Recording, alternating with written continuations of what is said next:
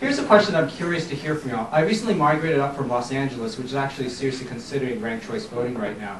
And I want to talk about money specifically. You know, down there, the LA Area Chamber of Commerce has actually endorsed IRV, unlike, say, in San Francisco. And the big reason is because they'd rather shell out money for one election, not two. And I want to talk about that. Namely that by having only one election, could that help, in your experience, has that helped viable challengers win? Because in LA what happens is if you're taking on an incumbent or someone entrenched, your hope is to finish the top two to get to the runoff. But then the problem is you're broke. You have to start over and raise money all over again once you make the runoff, whereas someone who's more established has an easier time. So could you talk a little bit about that?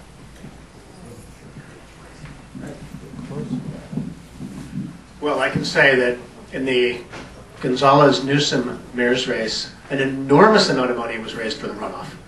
And,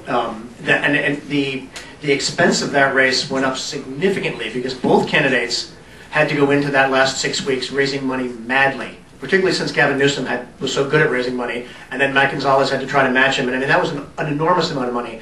So although Jim says it's more resource intensive in the beginning because you're running two campaigns at once, it may be, and I don't know if there's any studies on this, it may be that in the end, in a high profile race, like a race for mayor, there's going to be less money spent if you're not doing two elections.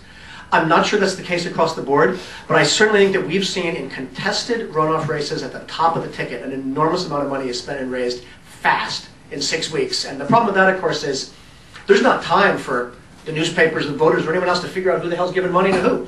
I mean, that money for Matt Gonzalez and Gavin Newsom came in so fast and furious in the first 3 weeks of that campaign.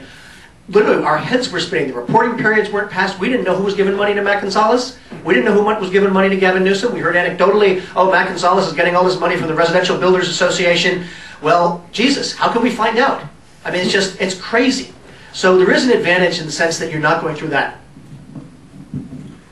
One of the things that I wish they had done is, in San Francisco, you used to be able to give $500 for the primary and then another $250 for the runoff.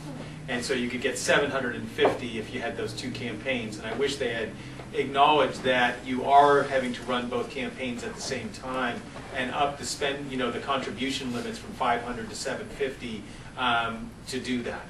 They didn't do that. And I do think you're absolutely spending less money now without that.